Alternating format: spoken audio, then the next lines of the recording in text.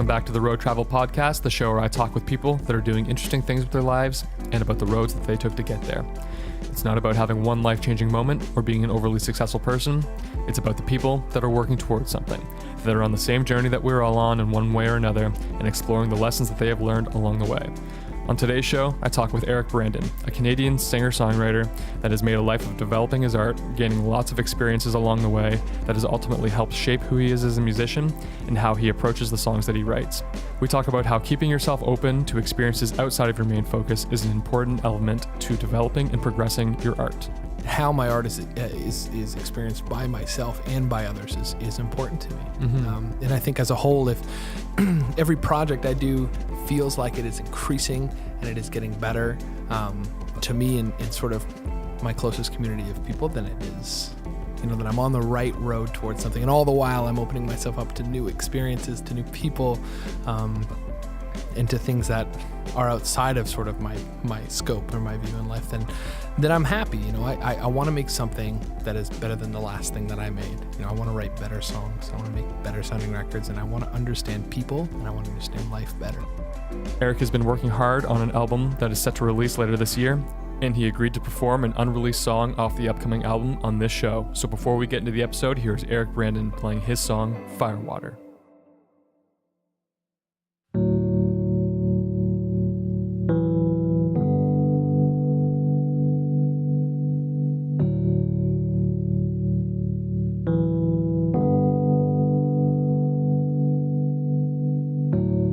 I sit here, spirit real low. Cracks in the walls, let the cold breeze flow. I can see my own damn breath in this home. So I use it to write, I miss you on the window. So I grab a bottle from the store, one with a twist of cap, I use this stuff to feel a little less. Since you've been gone, well, I've been a bit of a mess. So fire water down the hedge, 1 and 2 and 3, and I'm coming back. Fire water down the hedge, a few more and it all fades to black.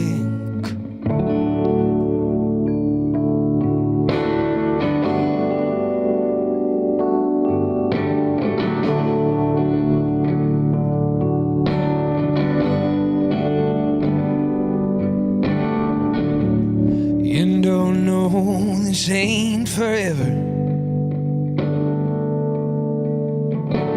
And I use this bottle just to weather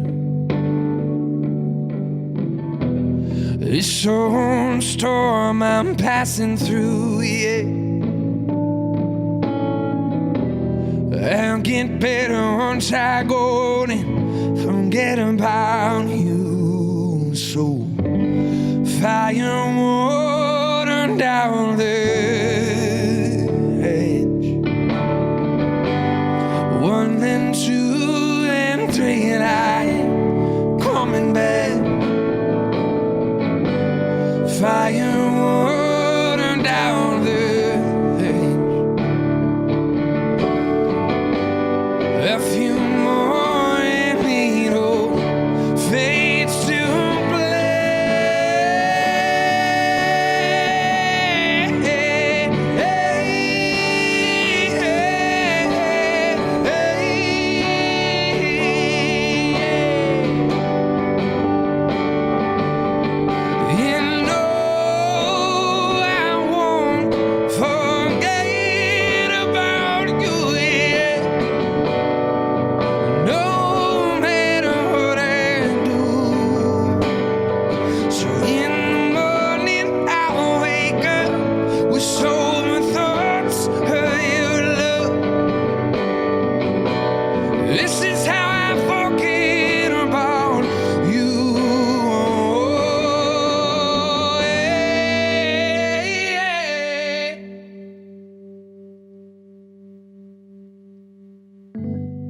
fire water down the hedge.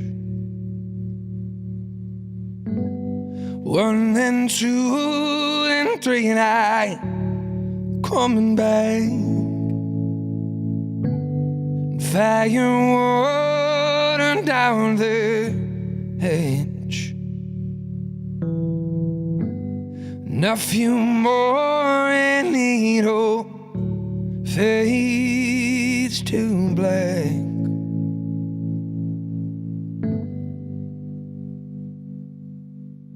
Man, you look good. Thank you so much. I need a haircut. Actually, the tough thing is that I have a haircut scheduled for tomorrow night. Really? Which is, it's a little frustrating for me because it's like, you know, I'd like to look absolutely fresh. But at the same time, I'm also going for like, oh, wow, just like you're very, like that's a very normal human. No, you know? I don't want to be too godlike. I think everything you're putting out right now is just good. It's good. The flannel with the beard with the hair. It's all right. Yeah. So, you know, how's the forest? How's the lumberjack industry? It's good. It's good. World's going to shit, but you know, We got trees. still cutting down trees. Yeah, that's cool. So today on the show we have Eric Brandon Heidemann. Yeah, whichever. How do you prefer to pronounce your name? So the first name is Eric. Yeah. So that's a hard C, Yeah. not a K. Okay. E-R-I-C. Middle name is Brandon. Yeah. B-R-A-N-D-O-N. Okay. Last name is Heidemann. Cool. Heidemann is the last name. But for all intents and purposes of music, Eric Brandon is what we go by. It's weird. That's how I kind of refer to you now when I'm talking about you to anybody else. And Right. some people are like, who? Like Right. my parents, I'll be like, oh, Eric Right. Heidemann. Right. Also, my mom was wondering, were you at the Walk Off the Earth show in Burlington? No. Okay. She It was, said that you know what it was? It was another person who had red hair. Yeah. She's going to feel so bad right now. But like, I was also like, well, he's a musician, maybe. I get it all the time. Yeah. No. It's a likely situation that I would be there. Actually, I would have loved to. I think actually it was a benefit show for Yeah. their guitar player, which Yeah. is terribly, terribly sad. But so I would have loved to have been there. But no, I mean, it's a likely situation for me to be like, dude, saw you on the subway yesterday in New York. Yeah. I couldn't believe that it was you. And it's like, man, I don't live in New York. I'm not even anywhere near New York right now. And they're just like, yeah, but he had a beard and it was orange. It's like, all right. Yeah. Oh, you're right. I forgot. I was there for a few hours. Yeah, I took the red eye in. Yeah. Grabbed a quick bite, took the subway, Yeah. and then I flew home. Yeah, no, it happens to me all the time, but it's not something I'm upset about. It's hard. It's not a hill I'm going to die on. Yeah. It's like the only thing I'm worried about is in the event. This actually happened not too long ago. If there's somebody who looks like me or who has red hair who commits like a heinous crime, I'm nervous. Right? Like the sketch is going to be drawn up and they're gonna be like, has red hair and a beard. Yeah. And I'm definitely going to be like walking to work and just get tackled for sure. It could be because you're a good looking dude. So maybe she was just like, hey, that's a good looking dude. Thanks, man. I think Who also has red hair. I think that you're good looking too. Thank you. I appreciate it. Couple good looking guys. It's the flow. It looks Yeah. great. If you're listening to this podcast, go ahead and shut it off and go to YouTube and watch it because we're just too fine to miss this. And I think that for Jesse's sake, we would really just like some YouTube streams as well. Yeah, we would. Yeah. The downloads of the audio have been flourishing, but the YouTube is suffering a little bit. So That's okay. All Yeah. in time. yeah, it's okay. Anyways, thank you for being here, taking the time to come on the show. My pleasure, man. I'm very excited to have you. I'd rather not be anywhere else. I mean, maybe like a beach in Mexico Yeah. would be like the only other thing, but no, this is where I want to be. This is great. It's good to see you. Cool. Well, I want to take the podcast on tour, so maybe next episode we do together will be on a beach in Mexico. Let's do it. Swoop Airlines. They're going to Mexico now. Are they? Yeah, so it's cheap. Cool. Let's do it. So what have you been up to lately? Yeah, life has been really good. Yeah? Yeah. That's so good to hear. Thanks. I love it when people kind of open with just being like, life is good. Yeah, it's positive. It is excellent. I've had a really good year. I think 2018. I was going to say, good. it's been like all of 3 weeks of the year so Yeah, I know. far. So Yeah, the last 3 weeks I didn't get any parking tickets, and so far so good. Yeah. Brush my teeth every night and morning, you know. So you know, this year started off really great for me. I got a little bit of help from Factor, which is like a grant company, and they gave me a little bit of funding to go towards some of the music pursuits that I'm doing, a new album that I'm working on, which was really, really cool. It's a bit of just like a development grant. It's not that big, but it is an excellent help. And then moving on from there, like I got an email last year around this time actually that to do this Via Rail onboard program, which for me was just one of the most fun things that I've done in the last year for sure. But basically, John Dumont, who's a friend of ours, actually works for Via. I think he does a leg of this, but you get to go on the train, and the train takes you through.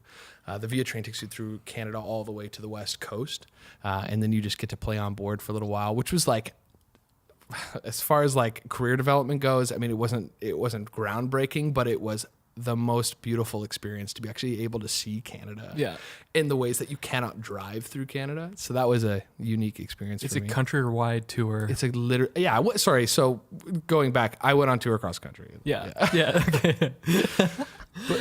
On Via Rail. And you had an audience every night. Sold out audience. I had to play actually twice a day, which was very funny because the Via Rail works in sort of two segments. Like there's the one side of the train. Have you seen Snowpiercer, the movie? No. It's this movie about it. It doesn't matter. But the Via Rail has sort of two segments to it. There's like the very rich side of Via Rail, people who pay like quite a lot of money to be there. And the cabins on that side are just extraordinary. Like they have like a king bed in there, and they have like a big TV and stuff like that. A shower. Wow. Right? I don't even imagine that fitting. I don't have that in my apartment. Yeah, for sure. But it beautiful. And so that's sort of the one side. It's got a bar and everything. And then the other side of the train, literally the other side of the train on the very far end, are just like the people who just are paying the base price, and like the base price for the ticket. They're sitting in seats, and I swear, like they're just like sleeping sitting up, and it's just it's cool that actually what I found is, and so I played two shows, like one for one side of the train earlier in the day for the people who just sort of paid the base price to be on the Via train. Usually they were just going from like stop to stop or something like that, but a couple of them were going the whole way back there. And then I would play a show on the other side for sort of the people who had a little bit more money. And it was funny, just sort of the class difference. Whereas like in the afternoon, I would go and play for the back cart. And they were I have to admit, they're a little more interesting. Like they would I would go and sit with them, and they'd be like, yeah, we just got back from Peru, and we're going, across the country, and then we're going to go up to Alaska. And they would have all these extreme, like a lot of travelers, and then we'd play card games and stuff together. And then the other half of the day, I would like walk through these like little narrow hallways and go to the other side, and people would be on that side, and they would be like requesting old songs. They were usually of like an older demographic, and so it was cool. It was a really neat opportunity, and I had to play Canadian music, so it gave me a really good opportunity to not only play my originals but learn a lot of good Canadian music. That's pretty cool. Yeah, it's a cool experience. Yeah, I saw a lot of Canada this year. So because right before that, I did a tour out east. Yeah, and so I drove just out east. I just went from I did a bunch of shows up until Montreal, and then I went to New Brunswick and out to PEI, and so that was really beautiful too. So I saw that East Coast, and then immediately after that, literally I got the Via Rail thing, and I went out to the West Coast. What's your favorite, East or West?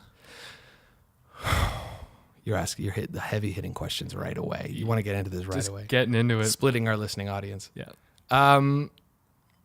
West Coast is the best coast, and I say that because it rhymes, but I don't know if I don't know if I mean it.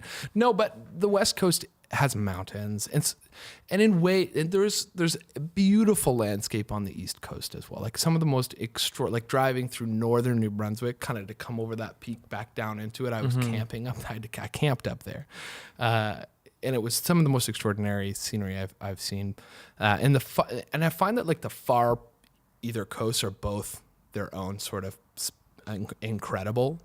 But the West Coast, it's got Vancouver, and it's got Whistler, and it's got just like all the most beautiful places that the world recognizes as beautiful. But the East Coast has a lot of history too, with a lot of immigrants coming in, and so there's pros to both sides for sure. Yeah, I've only been out east to Halifax for a job, but I've never spent any like vacation time there. Right. But I will say, like, I've been to, and not that they're in any way too similar, but we've been to Iceland, and I love the landscape there, and I do think that there are some similarities just because it's on the same I agree. ocean, coastal region kind of thing. I really do want to go out there and kind of get a feel for it. Yeah, I think you'll feel right at home. I think the East Coast is a place you go and you're just yourself. Yeah. And the people are just like, they're just like, we love you for who you are, and like, come on over, let's eat some lobster. Yeah. And the West Coast is, you go to the West Coast and you do feel like you, there's a real culture in the West Coast. There's culture in the East Coast too, but the West Coast, there's this like very, very sort of strong culture that you feel a little bit more like you have to break into, but it's easy. Like, people are still very kind and good. But I don't know, it's beautiful. Both sides are beautiful. I think Canada's just a beautiful country. Let's just leave it at that. I agree with you. Let's not force this issue. Listen, let's just cut this off right here and just say, Canada, we love you. Yeah, you got it going on. And truly, this year, Canada, I've found that I love Canada this year more than any year that I've loved it. I feel That's interesting. What made you realize that? I think just like going to, because I joke with my friends. My girlfriend is living in Vancouver. Last year this time, she's moved home since, but so actually I joke with my friends that I sort of crossed this country by plane, train, and automobile, like straight up in the last 12 months. And actually when my girlfriend moved back, we drove back through the entire country to come back. So definitely drove the entire country this year. It's amazing. Which was wow. It's something that I can say that I've always wanted to do. Right. Agencies, companies that are listening. I've always wanted to make a bit of a film for sure about it, which, lots of companies have tapped into recently, but I still haven't been called. So I don't know what the hell. I think Via is your ticket. You know anybody there? John Dumont? Yeah. Johnny boy. Anyways, let's get into some stuff. Tell me about your music a little bit, because we've established that you're a musician just by the story you've just told. Right. How long have you been a musician? Like, when did you kind of start transitioning into this you define yourself more as a musician now than anything else, probably, right? Right. Yeah, exactly. I think that the truth is that I really identify as an artist, and sort of like amongst artists, I would really like, amongst just like our conversation, I would say, I'm a songwriter. Like, I'm a musician. Was it? Yeah, I feel like we were talking once before. Did you say you were a songwriter or you're a storyteller? You enjoy telling stories, right? And you have just found that telling them through music and being a songwriter is just the avenue that you prefer and that you've found exactly a calling to. So exactly as you've said it, and that's very funny that you bring that up, because that's sort of like my sort of thing. I think from a really, really young age, and we can tap into this a little bit, but from when I was really young, the first thing I loved to do before I knew a thing about music was tell stories. That was number one. Yeah. This is when I was growing up, my dad, who was heavily and is still heavily influential in my life as far as my career as an artist, or as a songwriter, my dad would read stories. He would read books. He'd read fiction. Like, I grew up seeing my dad like rip through the Lord of the Rings series. Like he just like every year. Wow. Or like he would read a lot of like Grisham and like Tom Clancy, and just like these mega fiction, like super military. Yeah. Like lawyer by day, and like vigilante by night, which, I just remember those books lying around, and I remember Dad always reading them, and just like sort of pouring through them. And so actually it became a tradition for me to, what I ended up doing was actually the first creative thing I can remember doing was writing books. Wow. I wanted to be an author, actually. Yeah. And this was when I was like 10. But I wrote novels, or not. I wrote like 30-page books, like in pencil on like lined paper for my dad, and we would go camping every single year. I would every year, it was just sort of like a deadline. Like, I would bring the book camping, and I remember when we were camping, Dad would have time to read it because he was on vacation. Yeah. And so he would read it, and he would just be like, "These aren't half bad, dude." Like, this is pretty good. And I was just like, thank you. And then I think looking back, they were horrendous. He probably didn't even understand what was happening, or could probably not even read half of it. But what was important for me is that he sort of solidified that in me at a really young age. That's amazing. This is what you should do. You should tell stories. And so, yeah, definitely. Well, even if he saw like a fragment of a story structure whatsoever right. at that age, Right. you can recognize talent in that. Right. Because otherwise, I was coming home and like staying out until the streetlights went out playing hockey. Like, I was just like obsessed with just like sports. And then like we'd go camping and Dad'd be like, oh, you just, you sort of knit together a bit of a story. Cool. That's interesting. And I think that I'll be for the rest of my days thankful that he sort of at least pointed that out. I mean, that set me definitely on the direction towards where I am now, for sure. Amazing. So let's talk a little bit about our history as being friends, because for sure. I can't remember exactly when we met, but I do know that we played in bands that often swapped opening for each other, and we were off, we rolled in the same circles that way. So yeah. I think the disclaimer here really, and you were really kind by saying that, we both played in bands that sort of swapped opening for each other. But the truth is that we definitely rode off of your back. I mean, this is the truth. Because you played in a band called Life and Sound, which is the sickest rock band that I still have ever heard in my entire life. I think you should have blown up. If you want to hear like a Coldplay mixed with Radiohead mixed with, I don't know, some other ambient band rip-off, Sigur Rós. Yeah, for sure. Because Bryson's like, he would always go to his head voice. That falsetto. Oh, so good. Yeah. And what was funny about that time is that we played in a band called Forevermore. And Forevermore was just more of a pop rock band. But we were heavily influenced by Life and Sound. Life and Sound was like our thing. Like we started listening to Life and Sound. We're like, you guys are breaking in the scene. And I don't say the scene lightly, because that those two words carry a lot of weight. Because when we were young, it was like, the rock sort of punk scene was a huge deal.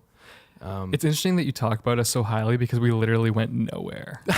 Yeah, you did. No, man. And it's funny. Minds, you did. Well, it's funny because like while you may have visualized it like, oh, we were riding on your coattails, we were riding on the coattails of so many other bands. No, it's how it was. So yeah, I guess that's like, I don't feel bad about it now. Do you remember this? I had to bring this up. I remember like when we played like our second show or third show or something like that, what we ended up doing is, because you guys were a 5-piece, including John Duman on lights. Yeah. So you had a light guy, but he also he transitioned into background vocals, glockenspiel, and other percussion instruments. A multifaceted, very talented person. This is like to point out the third time we've talked about John Dumont on this podcast. We should just change the name of the pod. Yeah, I'm gonna send this to him and be like, dude, for your next Via trip, like just play a list over the loudspeaker. Dude, that guy is right on. I love that guy. He's so good. So we would play. John Dumont would play lights.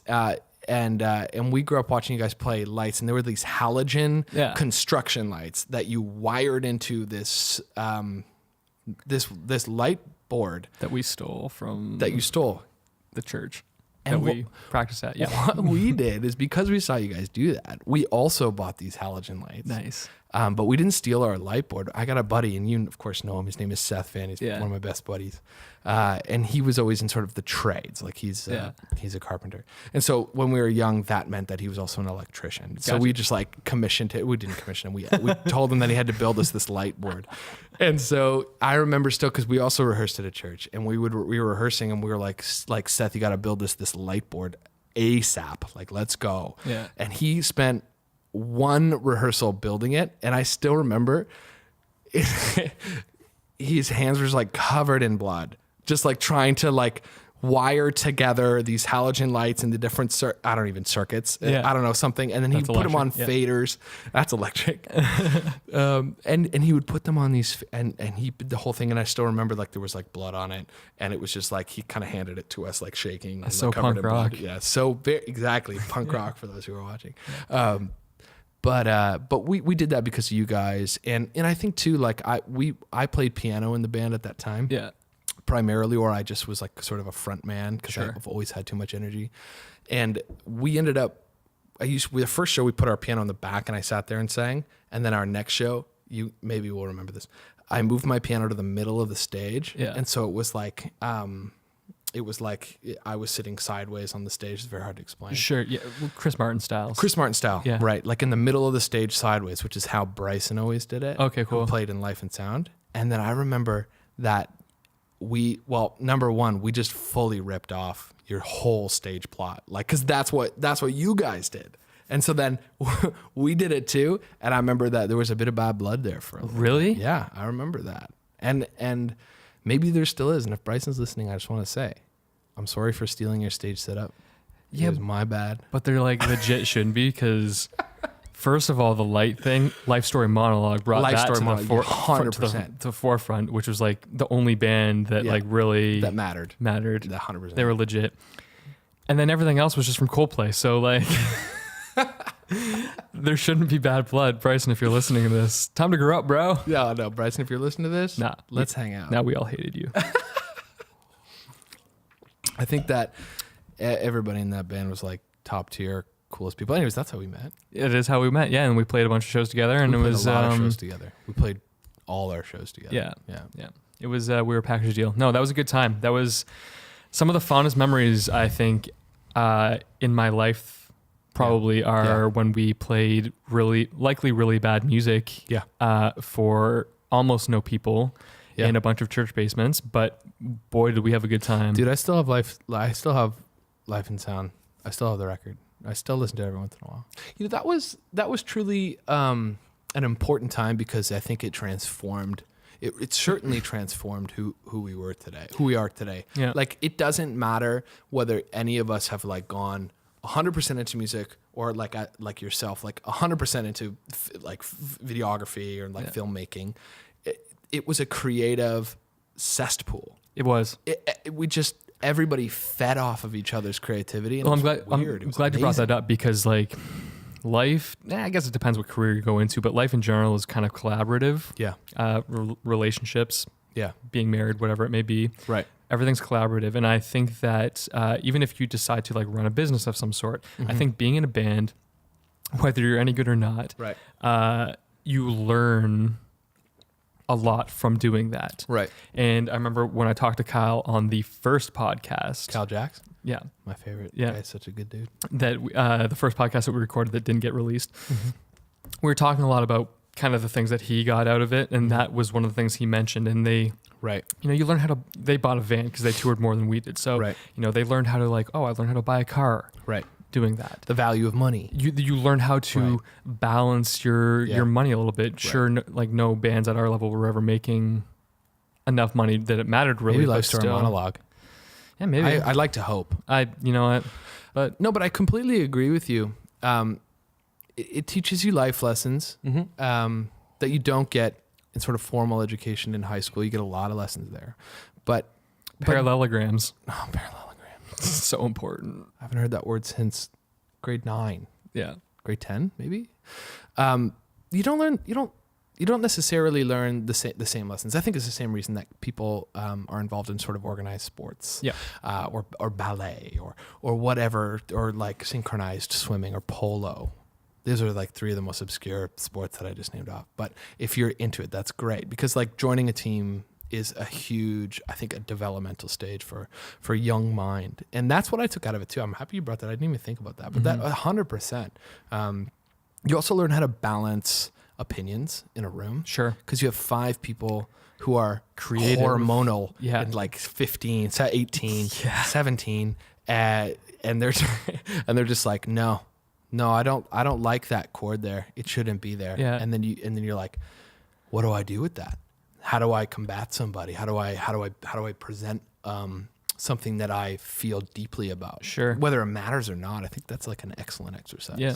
Sure. No, 100%. And like you learn how to be a leader in that too, right? Because I think that like every band, as much as it's a collaborative effort, there needs to be some sort of a leader steering the ship a little bit, because it's just the way it is. Yeah. So I will say that the music you play now is much different than the music that you played in that band. When did you decide to move from punk rock into... I don't know musical genres probably as well as you do. So what would you define your musical genre as now, and how did you get to that point? Right. Genre is one of those things that I think for artists is ever developing. Sure. I think it's, some people know exactly what they are. I mean, if you play in like a heavy metal band, then you play in a heavy metal band. Sure. But even in that, there's subgenres, and so it does become exhausting to try to explain. But I think to give a good idea, it's probably like folk pop, Gotcha. alternative, sort of like Americana. There's definitely some of those, all of those elements inside of it. Maybe a mix between like James Bay and Ed Sheeran and John Mayer on Paradise Valley, like a little bit of country. So Cool. maybe. Yeah, I like that. Something that we talked about briefly just when we were kind of talking about doing this podcast is, a lot of people spend their 20s, their early 20s trying to, they go to school and try to figure out their lives that way. Right. And your experience was Different. in the other direction almost. Like you tried the school thing, correct? Yeah. So this is, absolutely. I mean, I was finishing up grade 12, and like high school for me was interesting. Like I had a great high school experience. It was fun. I've always had like really good friends and had like a pretty good community. Like I met my girlfriend in high school, like we're dating.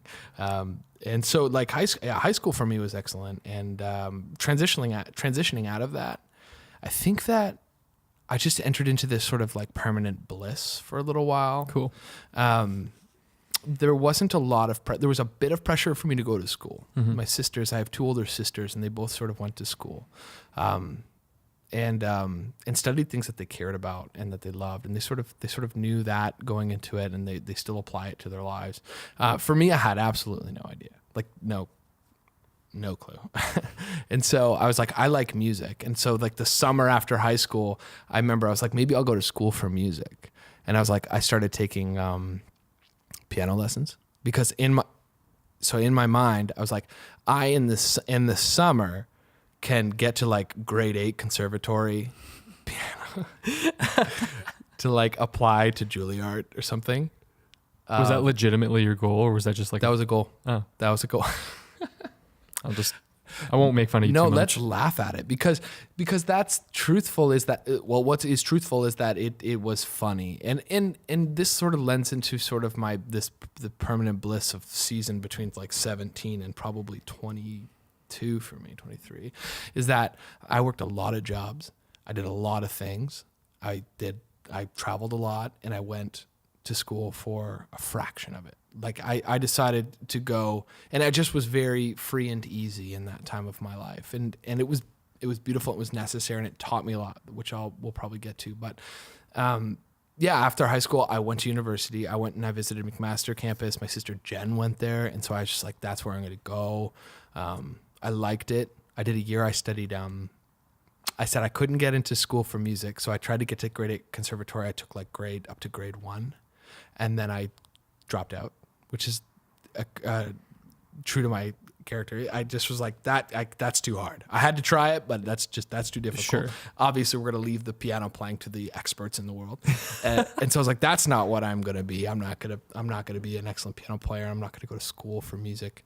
So then I was like, okay, well, what can I do in the meantime as I learn more about music and what music means to me in my life? And I was like, okay, I'll go to school for writing, because I knew I loved stories. So I was like, what do you go to school for writing? And I thought there was a couple of journalism programs, but you had to have like this really good portfolio. And I was like, that can't be it. I can't get in anywhere.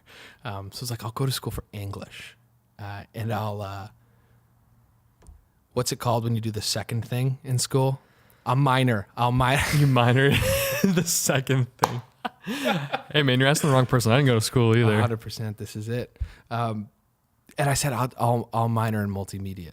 And so, I went to school for English, and it was beautiful. Like, it was great. McMaster's a gorgeous campus. I had a lot of fun, a lot of good professors. I hung out with my friends quite a lot, but I didn't do very well in school. I was never a very good student. I was never very good in the classroom. And so, my mind was always drifting, and I was always sort of like my best memory of that year that I went to school, because I only went to school for a year. And so my best memory that year was like, walking around the campus. Like I still remember very distinctly the shapes of the buildings and the pathways that led around them. And I remember the apple cinnamon tea that I drank once on the berm behind McMaster. And those were all important to me. Those experiences. I sort of always soaked up those moments, and I don't remember a single thing that I learned. And so I'll never look back on it as a waste, because it was not a waste. And I think that I believe highly in education, and I believe highly in the privilege of education and where we live. And I think those are beautiful things. And so I would always encourage people to follow that pathway first. But ultimately, I was like, this is pretty good for me. But I'm not really excelling at my program. So I think I finished that first year pretty low grades. And then I worked that summer. I was 18. I worked for the city of Burlington. I got a job through my other sister. Hey, I remember that. Yeah, that was the best job I used to visit you while you're cleaning the bathrooms. Are you serious? Yeah. The things that I touched with my hands, like I swear to you today that I have never touched such volatile, just like egregious. I would just pick up things that I wouldn't, and I just like had gloves on, but I just did my job and I loved it, and it was fine. Like I worked for the park and recs. So park and rec. You're literally working for the park. I'm Leslie Knope. Oh my God. And so and I was like happy go lucky. Like, and I worked that summer. I worked 3 p.m. to 11, I think. Yeah. That was my shift, and nobody else in the city was working from like 2 hours of people working. Yeah. And then I would be like 5 o'clock, and I literally had a park to myself, and I took care of the beach in Burlington, where you're familiar with. But for our listeners, it's like a like out of 10, probably like rated 2 beach in Ontario or the world. Like it's got like power lines running above it, and there's like the birds dying, and the most toxic water. You can't even swim half the time. Kid you not. My sister worked for the city that year, and I would get on my shift and I would drive down the Gator, like the little go-kart. Yeah. And I would drive that down to the beach because I had to do the garbages, and it was like a 5-minute drive, and I would meet my sister there. And then her job at that time was to be communicating with the safety patrol who were testing the waters every day. Yeah. And oftentimes the water was just not safe to swim in. But I would start at like 3 and get there by 4. And so I would meet Kaylee and drive her through, my sister Kaylee, through the beach, and we would change the sign that the water's not safe. Yeah. But at 3 p.m., 4 p.m., like people were already swimming. Oh, dude. like, so we'd like be changing the sign, and people like, excuse me, I've been in here for 8 hours. Cool, my kids are swimming right now. Yeah. What's going on? Yeah. You mean the kid with 3 arms? Big disclaimer, the city of Burlington. It's right next to the city of Hamilton. Right next to the city of Hamilton. And right in this golden horseshoe, it just collects, and it's none of it's good. I mean, Lake Ontario's not great, but it's, you know what? If there you're were not times gonna, where it wasn't bad. If you're not going to swim in it, it's beautiful. It's absolutely gorgeous, and it was the dream job. So around this time, I had released my first record. So at this time, I was already writing music, and I was already sort of identifying as a songwriter.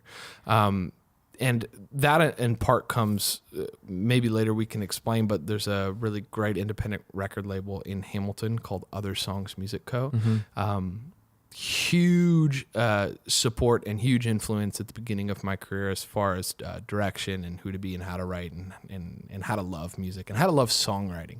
So in that summer, I had just released a record called Stories.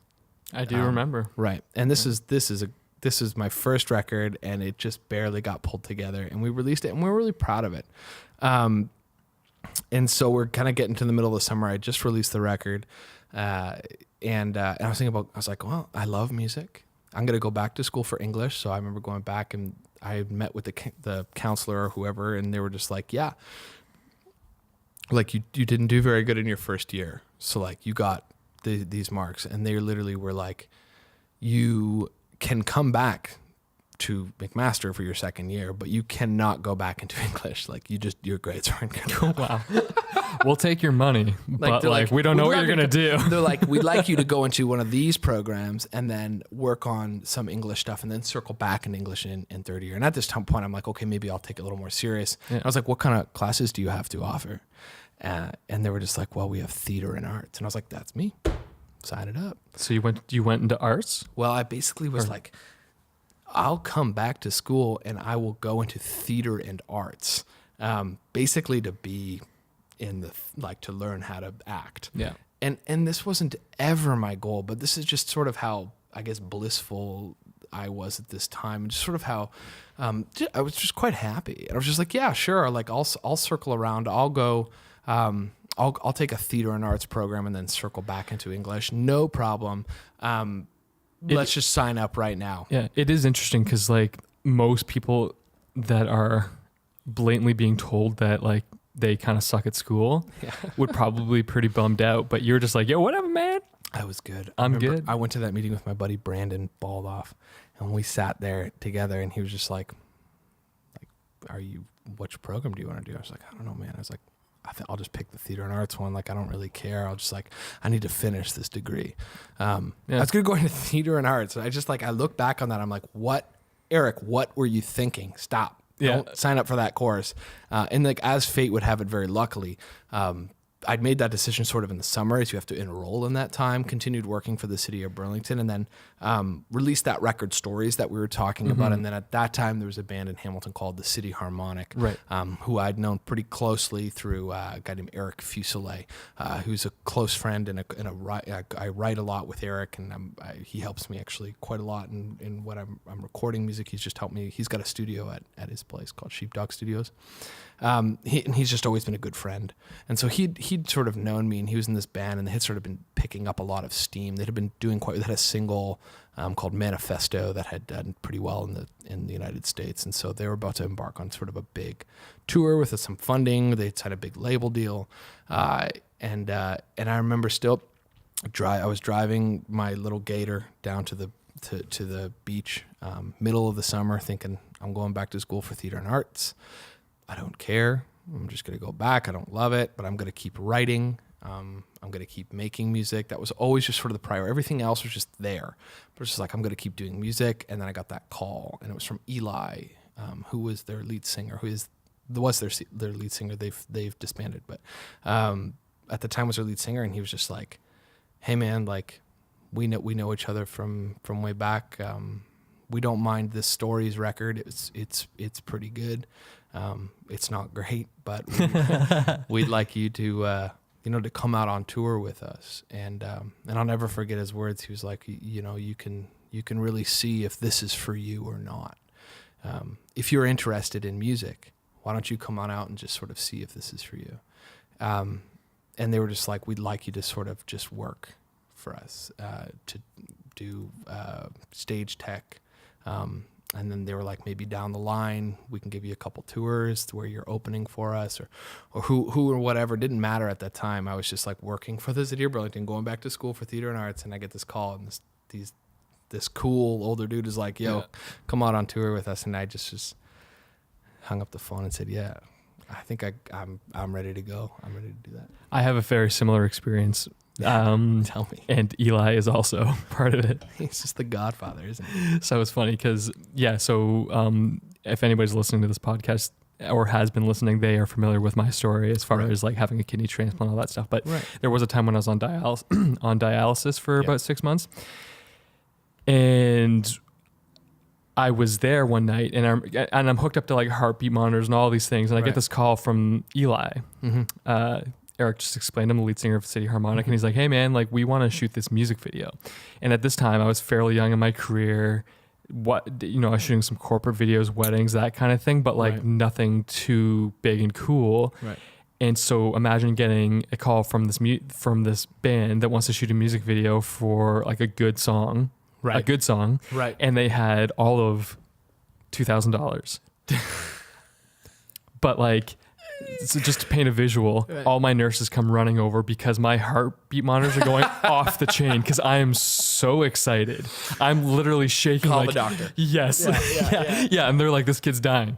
Kid's dying. Right. But isn't it funny how sort of these our deep desires, our sort of soul desires, like even as you lay there in sort of like obvious physical strife, your heart rate goes because your soul is just dancing, because it's happy, because you're getting an opportunity to do the thing. And that's why The thing that you love. whatever you love to do, Yeah. if you get an opportunity to do it, it just sort of resurrects you. It just, It does. it doesn't matter what else is going on. Yeah. After that, I didn't need dialysis. It just cured my kidney. Actually, kind of kidding. Definitely kidding. Yeah. I just pulled the line right out and said, ladies, It's been gentlemen, real. have a really good night. So ultimately, you dropped out of university to tour Right. full time. Yeah. In retrospect, it sounds so crazy to say, and it's something that I sort of do mull over. And I think that those years over, between 18 years old when I did decide to leave school and go out on tour, to 22, 23 when I came home, are years that are filled with so much experience and just so much, so many things, and I'm still really decoding a lot of those years. Well, it's interesting because, just hearing about it, a lot of people may be like, whoa, that's a huge, crazy decision. But at least it wasn't like you were going out and just like borrowing your family van and going on tour across the country, so to speak, playing your music. At least you had the opportunity to experience that with a band that was established, that was making money playing, good venues, that kind of thing, right? Like you were kind of getting a feel for what it was like. And I think this is important, get a feel for what it's like to be a successful musician, because otherwise you're just kind of like guessing what things are, and you get to see that stuff firsthand. Yeah, it was a benchmark for me as far as, hey, this is what it looks like, not to just perceive sort of success inside of the music industry, but to really observe success inside of the music industry. And hey, here's a hardworking group of 4 guys, who worked 10 years before they got their break, and to sort of come in on the 10th year where they really did well, sort of commercially, was an extraordinary experience for one, because yes, we got to sort of jump on a bus and begin a tour, and that's a little bit easier than borrowing your mom's Civic and doing it that way. But on the other end, I really got to. I was 18 years old and I was going out on tour with like 30-year-olds, Yeah, and true. And everybody that we went out with, that we toured with, that we played with, was like older, and so there was a ton of influence from people who had worked their entire lives to reach a goal inside of the music industry that I was just sort of just soaking in, and I was just sort of observing as a young person, and that for me was life changing. Yeah, was life changing. And are there any specific things that you would, lessons that you would attribute to that time in your life? Yeah, I think that, I think that I really am still, even today, trying to decode a lot of what happened in that season, in those, 3 to 4 years that I just sort of left everything. I never forget when I got the call to do it. I just like I was still living with my parents, and I just like went home, and I was just like, guys, grab a glass of wine. I was like 18. I couldn't even drink yet, and I was like, pour me one. I was like, let's go sit out on the back porch and talk about something. And to go from that to suddenly, traveling across the all of North America. Yeah, and just sort of hitting most cities inside of the United States that you might want to go to, and just like to have that experience as a young man is transformative. And what I think it taught me more than anything else was that I had limits, because I think that when I was young, especially in the season, as I was explaining, I went to school. I didn't necessarily really care what I was doing at school. I was just happy to be writing music, and I was just happy to be soaking in influence, and I was inspiration, and I was happy to be just doing whatever. And suddenly, all of a sudden, to just sort of be thrust into a full-time working, touring band, for me was it was a culture shock, or it was some kind of shock. It was a life shock, and what it taught me was that I went into that experience with more energy than I could have in 3 lifetimes now. Like I just didn't sleep. I would stay up all night, and truly we had to drive through the night. We did a lot of tours in vans and things like that.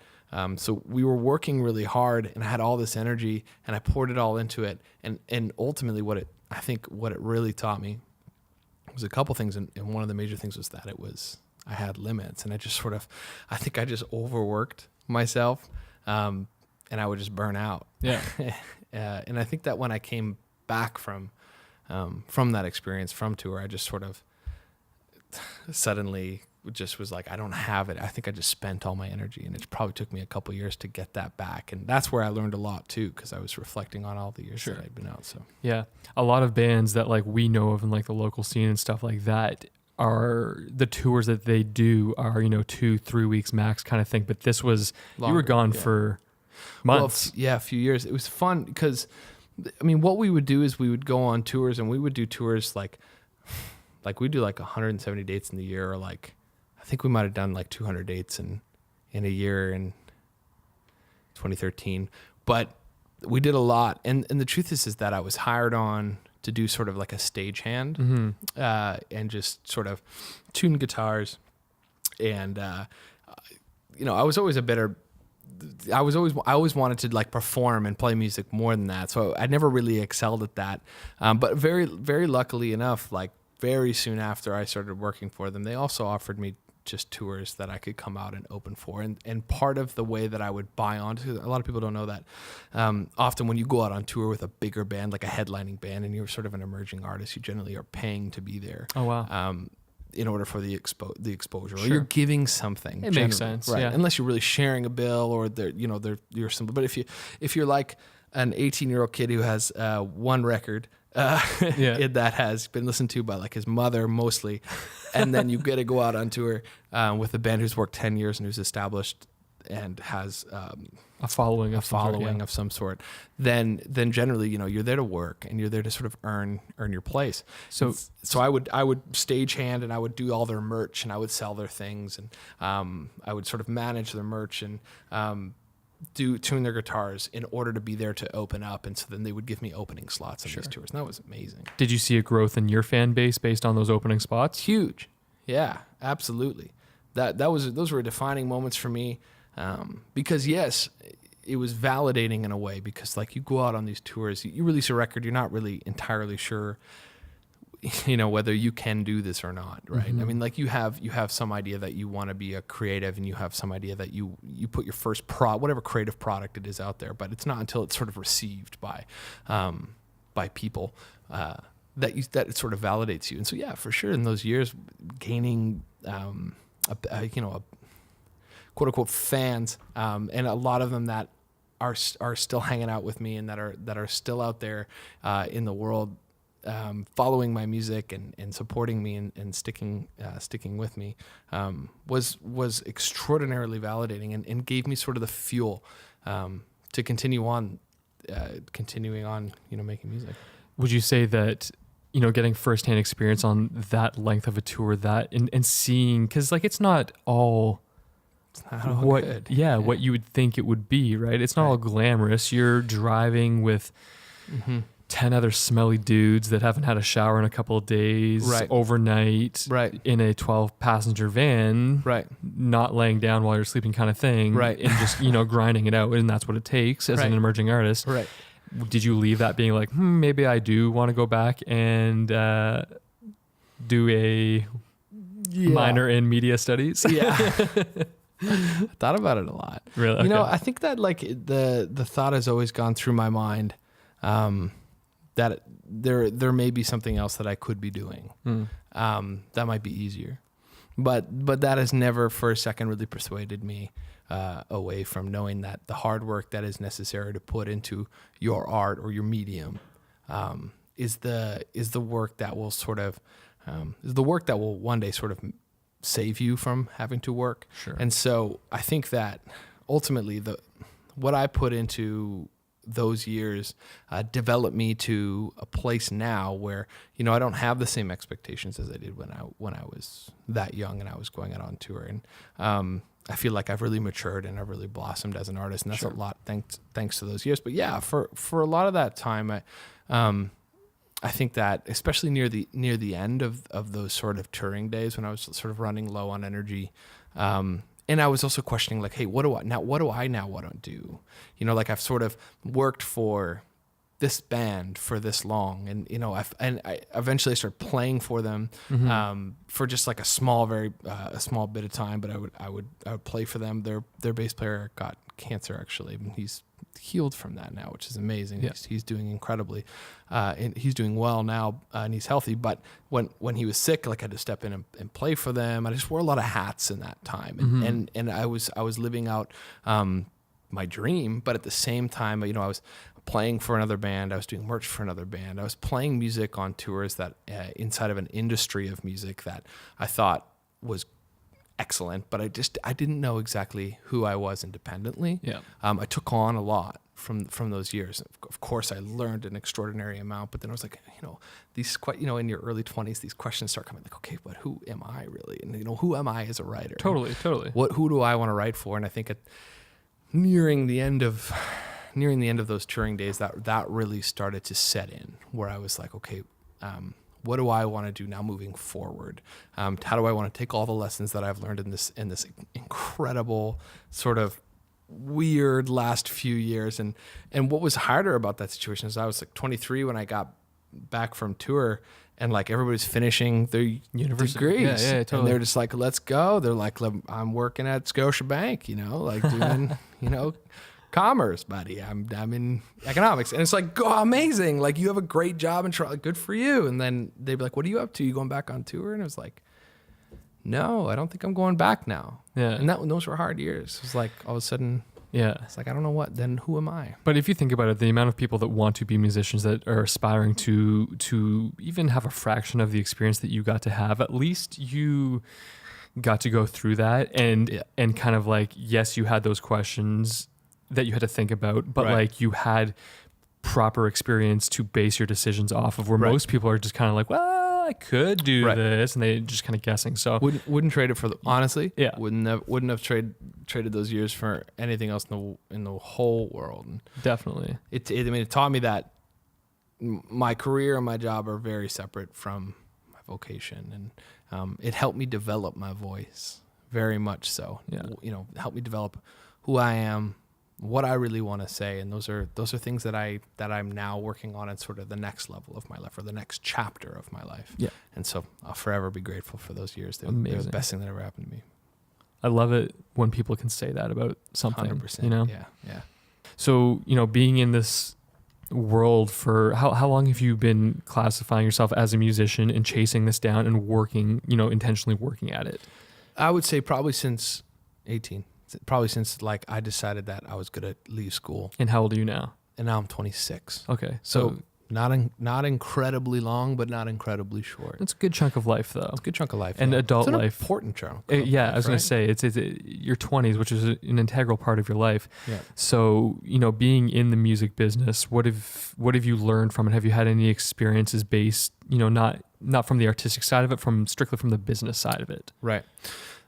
So far, so good. Yeah. My experience with, we've covered a lot of my time going out with the City Harmonic, and them as a band, were, diligent and integral people. There were bouts of frustration and arguments that happened in those years. And there's always tension when you're living with stinky 6 other men in a van or bus. And you're just like, those are always going to happen over, discussions about business. I experienced a bit of that when I was out with the City Harmonic, because they were making some decisions in their career that were huge decisions. They were business decisions. They were massive decisions. And so it was neat to see that side, but then transitioning out of that, it was like, those were always like fruitful, good conversations. Everybody I met in the industry in my time and on tour with the city was good, and they were generally kind to me as far as agents and A&R type people. Mm-hmm. But but what about you? Right. You know what I mean? Like now in recent times and working to develop your brand and your like who you are as a musician, what have you noticed?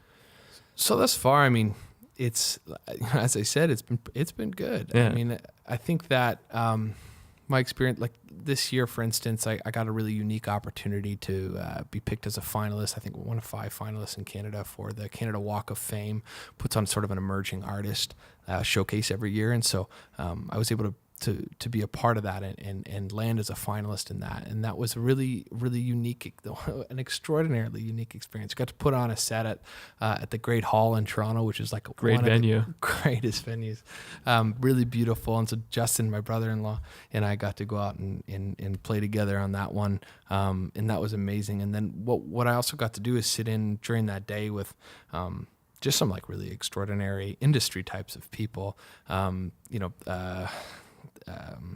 Kitchen, who's an A&R guy from Universal, and Grant Paley and Jeff Latimer, like these like really, industry like sort of type giants in Canada came and just sort of gave their time, and they were able to give a lot of their knowledge, which was like one of the most unique experiences of my life, to really be able to sit in a room of, say 5 other artists that are really intentionally working towards their goals, to create a career inside of the music industry, and then to hear the perspectives of,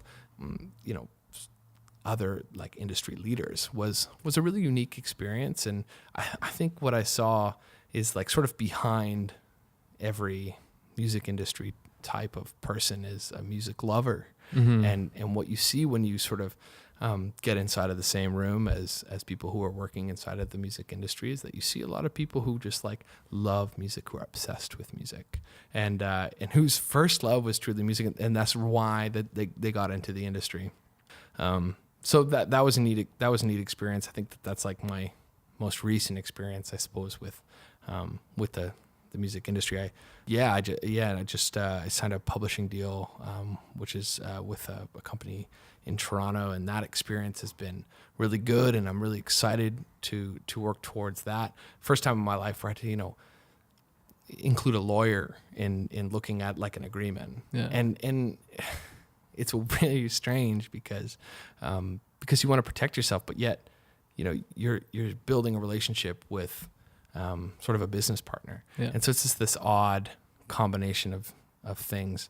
That's so cool. Congratulations on that. Thanks, man. Yeah, that's cool. It'll be a cool year. I think it'll be a fun year, to be writing more is my goal. And so this has sort of been many years in the planning and many years of working towards, and ultimately I have many years ahead of me still.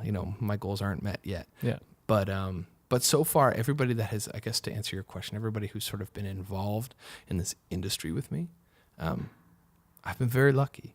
A lot of people aren't. I've heard some stories, some pretty terrible stories of people who got themselves into trouble. But, I've always just felt very lucky and very blessed that way. So yeah, it's been pretty good so far. Absolutely. So I guess one of the last few things that I want to talk about is how has your music changed over the years? Because ever since I've known you, I feel like you've always been in this, genre that you kind of described earlier on in the episode. But on like a personal level, on a songwriting level, Mm-hmm. the things that you write music about, how has it progressed and changed? Well, what's always been important to me thus far is that everything I do has to be, at least in my opinion, and in the opinions of the people that matter most to me. So, my core group of people, my friends, my family. It does have to get better. And if I notice that I'm plateauing in a certain area, say my guitar playing, or my vocal range, or the depth or introspection of my lyric, or my songs are not telling a good enough narrative, and they're not linear. Like I'll listen back and I'll just be like, this needs to be better, and I will work towards finding sort of. We spoke earlier off air about your sort of the weakest part of your passion being sort of the obviously the weakest link of who you are. But as you developed that, as you actually put in the work and actually put in the time to develop the thing that isn't the best about your art or about your passion or about your trade, you as a whole begin to get better. And so for me, it's on one hand, it's a practical step towards, the desire is always to just make a better product that not only sounds better, that is not only more, that is not always practically sounds better, but that is more inspiring as well, that tells a better story. And part of that too is not shutting out the other things in my life outside of music, but opening up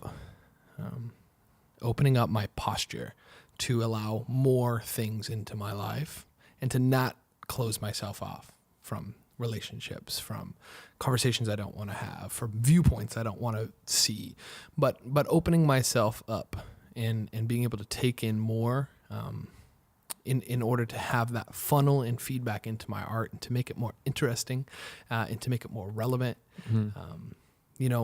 How my art is experienced by myself and by others is important to me. And I think as a whole, if every project I do feels like it is increasing and it is getting better, to me in sort of my closest community of people, then it is, that I'm on the right road towards something. And all the while I'm opening myself up to new experiences, to new people, and to things that are outside of sort of my scope or my view in life, then I'm happy. I want to make something that is better than the last thing that I made. I want to write better songs. I want to make better sounding records, and I want to understand people, and I want to understand life better. Amazing. So this next and probably last question can go kind of a few ways. I want to say, what's your idea of success? But then also I want to rope in this thing. So when I had Rachel Kelly on the show, and I said, what's your end goal? And she said, isn't that such a sad thought to think of an end goal? Right. And that has changed my way of thinking. I'm no longer saying what's your end goal, because I don't believe in an end goal anymore. Why does there have to be an end goal? Why can't we just always be progressing? So with that being said, in an ideal world, what is your idea of success? What will make you satisfied in what it is that you were doing? Right. I think on a very human level, validation is always what sort of scratches the itch for an artist. So there's a part of me that is that desires, the further validation of my art. So I spoke earlier about how my art is experienced by others. I want to become more and more listenable. I want more and more people to be able to take sort of what I've created and what's in my soul, and I want to be able to translate that. I want to take what's in my soul and be able to translate that better, so that people not only can sort of know where I'm coming from, but might be able to take a bit away from it and maybe apply it to their lives. As far as an end goal is concerned, I would agree with Rachel and I would agree with you. I think that there's not one definitive ending to the pursuits of your soul. Goals are good. I actually approach things from that angle where I'm pretty open to the future by default, but I'm very bad at short-term goals. Right. So to become more goal-oriented and to be able to, sort of accomplish more things, get to another level, for me is actually a good way to look at it, because otherwise I do sort of just drift off into the universe. And so I guess the end goal for me is to not stop playing music, is to not stop writing music, and to always know that is the most important thing about myself. And that if it were to be taken away, it would be like to put a muzzle on my face. It truly would sort of suffocate me. And I've had bouts of that in my life. I only know that because I've experienced it. I've shut it out because I'm like, I need to focus on a professional career that is outside of art. And that's it. That's all I can focus on. And in those times I've been deeply depressed or deeply disengaged from my community and deeply unhappy. And so for me, it's, I guess my hope and my goal is that I never lose focus of what I truly love, which is creating and experiencing art with others. That's number one for me. So and that goes into future plans as to where I live and what job I take in the meantime while I do music and the people that I surround myself with. So I guess end goal for me on sort of a soul level is to never stop making art and to continue to make it better. On a practical level, I'd love to make a career in music. I would love to be able to do it full time. At this point, I have a job. I've always had a job. And the things that I do with my day just feed into my inspiration. I believe that they make me actually a better artist. But on a practical level, yeah, I would end goal, I would love to be able to do music as a career, as sort of like a full-time thing. Of course. All right. Wow. Well, thank you, Eric, for being here today, for being so open and honest about all of these things, your experiences, and being so willing to share them. I think that, I don't know, it's exciting. I'm excited to get some feedback on this episode, because I think that there's a lot of people out there that, you know, the dream of being an artist, the dream of being a musician is still well and alive in the world of humanity here. So I think that lots of people are going to listen to this, and, you know, whether they're 5 years behind you, 10 years behind you, at the same level, they're going to be able to draw some sort of correlation and relate to what you have said and get something from this, which is what this show is about. I hope so. Yeah, I do. So last thing, where can people go to find out more about you, hear your music, which is probably the most important thing? Right. Not the most important thing, but so thankful that you brought that up. Thank you for the plug. The plug is this, ericbrandonmusic.com. That's where you're going to find links to sort of my other socials. I'm on Instagram. That's probably where you should go to sort of see my day-to-day. Facebook, I'm not terribly active on. I'm not sure a ton of people are. So the website, ericbrandonmusic.com, is going to be big. I have a record out that's sort of on all the streaming platforms called Old Love. It's an EP I released a little over a year ago, and I'm very proud of it. I'd like you to go and listen to that. I got some videos online on my YouTube channel that actually you recorded, a couple of them. You know what I'm saying? Yeah. So got some work from Jesse on my YouTube channel, and then more than anything, I'm recording a new record, and I'm over the moon about it. Like, I'm so excited. Yeah. And it's sounding different and better and more exciting than anything I've ever done. And so we're hoping to release that for the springtime, or maybe the summer, probably end of May. And so love it if people could check out the social channels, Instagram and Facebook, and then you could be kept up to date with as I start to release some songs in that time. And I'm really excited for everybody to hear it, if they'd be willing to stick with me long enough to stick around for it. I'm telling you guys, it is worth listening to his stuff. It is on point. Jesse. I wouldn't just say that about anybody. There's lots of musicians out there. Eric knows what he's doing, and he writes some solid songs. Thank you, Jesse. Of course. Right on. Well, thanks for being here. Thanks for listening, everybody. We'll see you next time. See ya. Thanks for checking out the Road Travel Podcast. I hope you enjoyed the show. Don't forget to check out Eric's music online, and be sure to buy his album, which is set to release this spring. To close out the show, here is one last song from Eric, which is a cover of the song Free Fallin' by Tom Petty. We'll see you next time.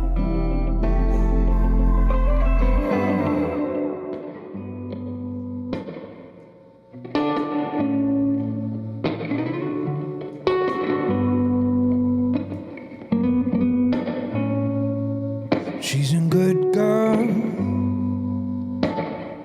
loves her mama, she loves Jesus, and a miracle too. She's a good girl, she's crazy about Elvis, loves horsey, and a boyfriend too, yeah.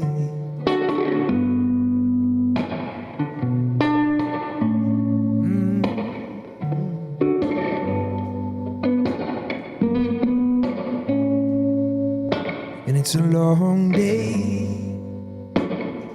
living in Reseda. There's a freeway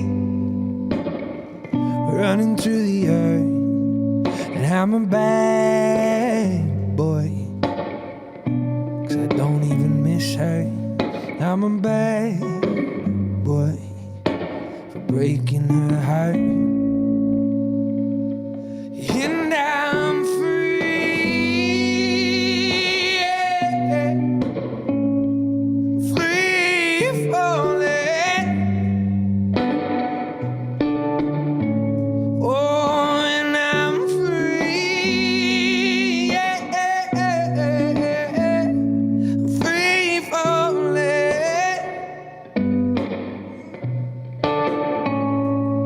Oh,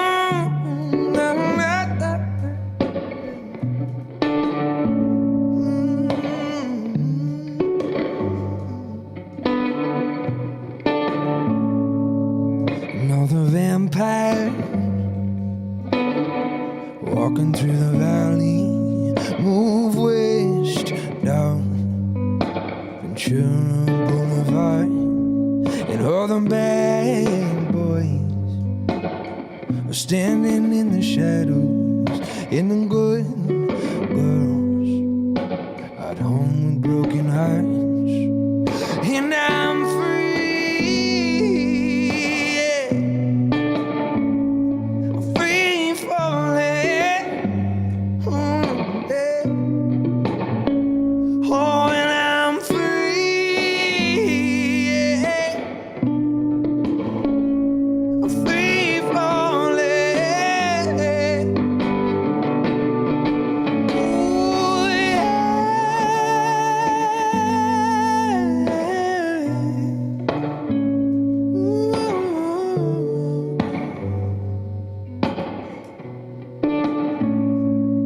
Now I wanna glide down over Mulholland. I wanna write her name in the sand. I'm gonna free fall down into nothing. I'm gonna leave this town for